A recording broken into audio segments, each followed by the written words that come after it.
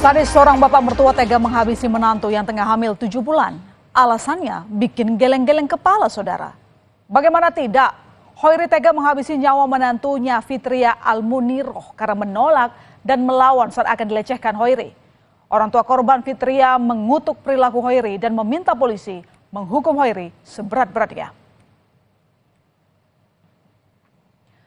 Ya saudara, tanpa perlawanan, polisi dan warga berhasil mengamankan Hoiri yang tengah bersembunyi di rumah tetangganya setelah melakukan pembunuhan pada Selasa 31 Oktober. Hoiri ditangkap tanpa mengenakan pakaian saat bersembunyi di rumah tetangganya usai melakukan pembunuhan. Dengan kepala tertunduk, Hoiri mengikuti arahan polisi. Dan di kantor polisi, Hoiri lalu menceritakan alasan dirinya begitu tega membunuh menantunya yang tengah hamil 7 bulan. Tewasnya Fitria Almuniroh pertama kali diketahui oleh sang suami Sueb.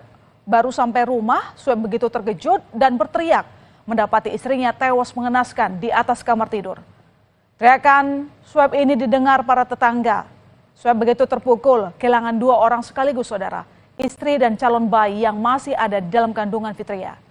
Padahal saat itu, suami Fitria baru saja mendapatkan pekerjaan. Dan tentu ini merupakan berita baik yang ingin disampaikan Sueb kepada istrinya. Namun fakta berkata lain. Polisi pun langsung ke lokasi dan memasang garis polisi untuk mempermudah proses penyelidikan. Ada teriak-teriak, ya.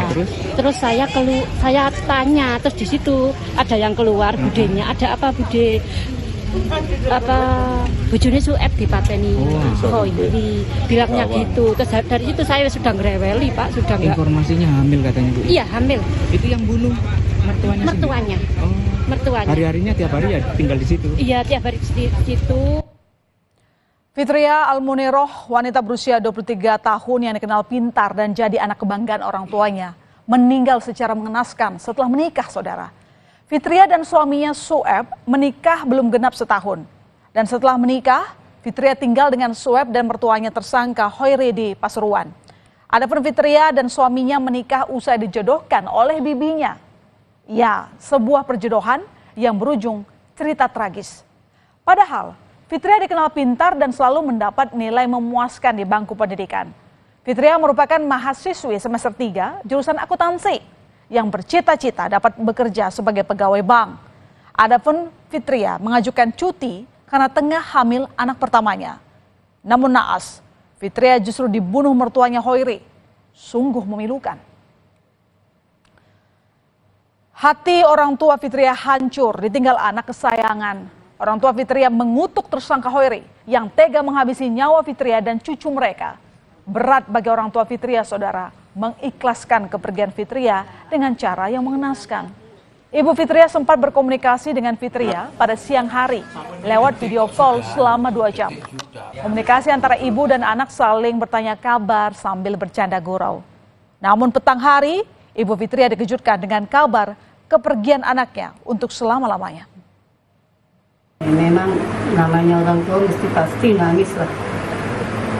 Terus kok tiba-tiba mendadak anak saya diambil, tapi dengan proses kayak gitu. Intinya sama keadilan. Yang dibunuh bukan anak putri saja, juga calon cucu. Kok teganya, sama-sama calon cucu nomor pertama. Setelah membunuh menantunya sendiri, Hoiri masih saja sempat berbohong terkait motif pembunuhan Fitria, saudara. Keterangan Hoiri berbelit-belit dan berubah. Tersangka sempat mengatakan ia tega membunuh menantunya karena rasa lapar tidak diberi makan oleh korban. Alasannya kemudian berubah dan berdalih dalam pengaruh alkohol. Tapi kemudian terungkap, alasan Hoiri membunuh menantunya gara-gara korban melawan dan berteriak saat Hoiri hendak memperkosa korban. Nafsu sesat ini berujung membuat Hoiri gelap mata dan membunuh Fitria.